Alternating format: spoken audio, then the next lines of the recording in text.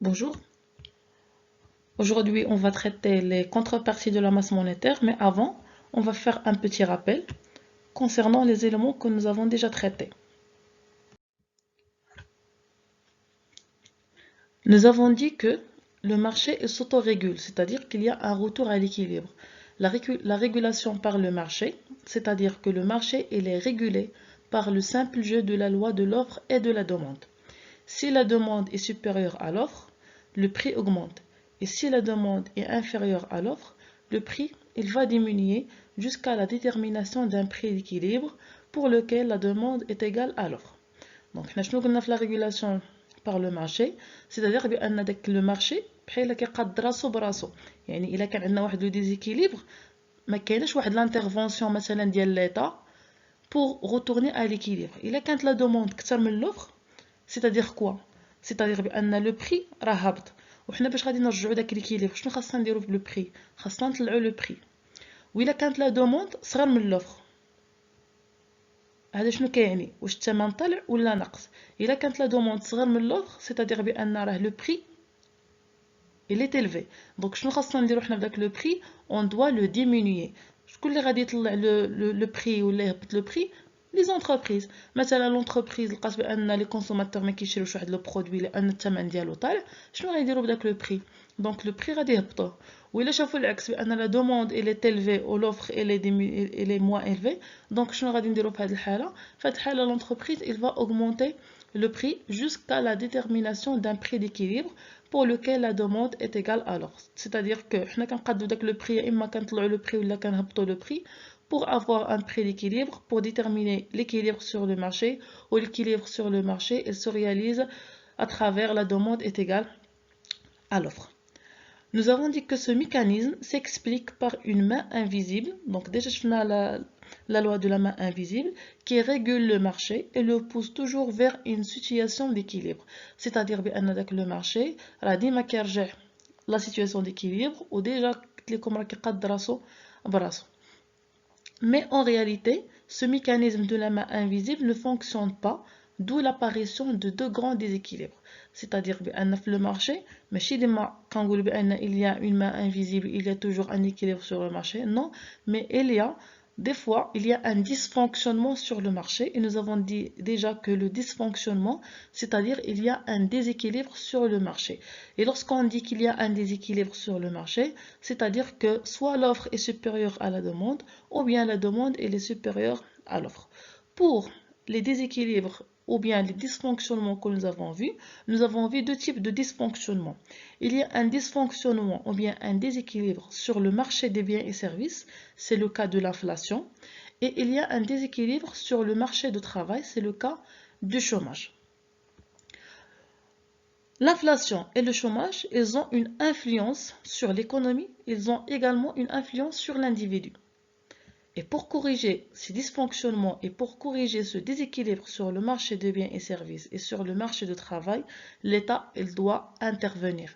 Donc l'État خاصها تدخل باش انها تكوريجي لنا هاد le déséquilibre ou هاد les problèmes concernant l'inflation et concernant le chômage. Comment l'État il va intervenir? Il va intervenir par des politiques économiques. Pour ces politiques économiques, on va traiter la politique budgétaire et nous avons déjà commencé par la politique monétaire. Nous avons dit que l'État il va intervenir à travers la politique monétaire pour corriger le problème de l'inflation et il va intervenir par la politique budgétaire pour corriger le problème du chômage.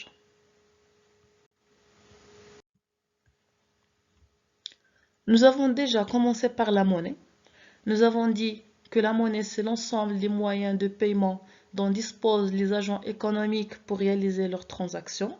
Nous avons vu les fonctions de la monnaie, nous avons vu également les formes de la monnaie. On va s'intéresser aux formes de la monnaie. Nous avons dit qu'il y a deux principales formes. Il y a la circulation fiduciaire, ou bien la monnaie fiduciaire. Donc nous avons dit que on a remplacé la monnaie fiduciaire par la nouvelle notion de la circulation fiduciaire. La circulation fiduciaire se compose de billets de banque plus la monnaie divisionnaire. Les billets de banque déjà قلنا هما دوك الفلوس ملي كنقولوا مثلا 20 درهم 50 درهم 100 درهم 200 درهم.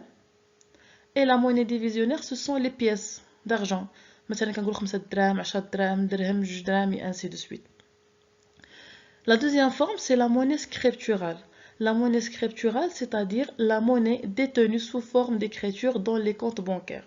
Ou bien tout simplement, déjà nous avons la monnaie scripturale, la monnaie scripturale, on dit seulement qu'il y a des comptes bancaires. C'est lorsque les clients, c'est lorsque les agents économiques ouvrent des comptes bancaires auprès des institutions financières.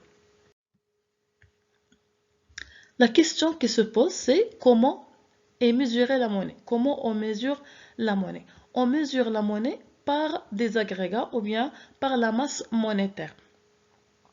Comment on a défini la masse monétaire ou bien quels sont les agrégats de la masse monétaire? Les agrégats de la masse monétaire, donc c'est un agrégat qui permet de mesurer la quantité de monnaie en circulation dans une économie. Donc la masse monétaire, c'est la quantité de monnaie qui est en circulation dans une économie. Pour mesurer la monnaie, nous avons les composantes de la monnaie. Donc, quelles sont les différentes composantes que nous avons traitées? La première composante de la monnaie, nous avons M1. M1, elle se compose de quoi? Elle se compose de la monnaie fiduciaire plus la monnaie scripturale. Et nous avons dit que la monnaie scripturale, ce sont des comptes bancaires ouverts chez les banques. Après M1, nous avons M2. M2 se compose de M1, c'est-à-dire la monnaie fiduciaire et la monnaie scripturale, plus les placements à vue. C'est-à-dire quoi les placements à vue?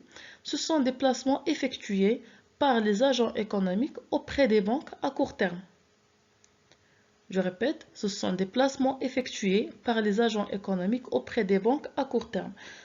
مثلا واحد بغى يحط فلوسه في لا بنك عنده مثلا واحد 5000 درهم كيمشي كيحط ديك 5000 درهم في لا بنك وشنو هو الفرق ما بين هاد بلاسمون افي و بلاسمون ا تيرم قلنا بان هاد لي بلاسمون افي كيكونوا ا كور تيرم c'est-à-dire que à n'importe quel moment je peux retirer mon argent الا حطيت 5000 درهم مثلا اليوم تقدر دوز 20 يوم شهر ولا شهرين نقدر نمشي نغوتيري ديك 5000 درهم ومن غادي نجبد ديك 5000 درهم ما غاديش نشد عليها لي زانتيري باسكو سو سون دي بلاسمون ا كور تيرم.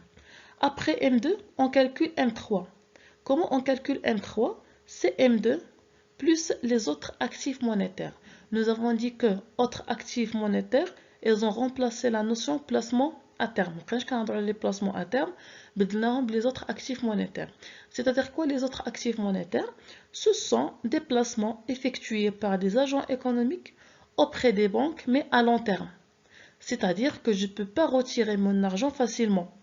بحال لي كونط بلوكي مثلا عندي واحد لا صوم دارجون بغيت نبلوكيها واحد المده ديال 5 سنين كنمشي لا بنك كنقول لهم بغيت نبلوكي هاد مثلا 500 درهم بور اون دوري دو 5 ans وما عنديش الحق انني نجبد ديك لا صوم دارجون حتى دوز ديك 5 سنين عاد نقدر ناخذ دوك الفلوس بالعكس ديال لو بلاسمون افي ا نيمبورط كيل مومون جو بو روتيري من ارجون حطيت مثلا 500 درهم اليوم نقدر غدا نمشي نجبدها ولكن ملي كنهضروا على لي بلاسمون اتير بحال كنهضروا على لي كونط بلوكي دونك حطيت واحد لا صوم دارجون خصني نتسنى ديك لا دوري لي فيكسي في لو كونطرا مع لا بنك عاد نقدر نجبد دوك الفلوس. وملي كنهضروا على لي بلاسمون اتير او بيان لي زوتر اكتيف مونيتير كنهضروا على لي زانتيري ملي كنهضروا على لي كونط بلوكي بور اون دوري دو 5 ans انا كنبلوكي ديك لا صوم دارجون اي اون ميم طون راه كيتحسبوا لي زانتيري كيتحسبوا على لا بنك يعني انا اللي غادي نستافد من لي زانتيري لحقاش انا اللي درت واحد لو بلاسمون في لا بنك. دونك M3 c'est l'agrégat qui mesure la masse monétaire. Donc, il a fait la question quel est l'agrégat qui mesure la masse monétaire? C'est l'agrégat M3. Et comment on calcule l'agrégat M3? On doit tout d'abord calculer M1, calculer M2, et à partir de M1 et M2, on va calculer l'agrégat M3.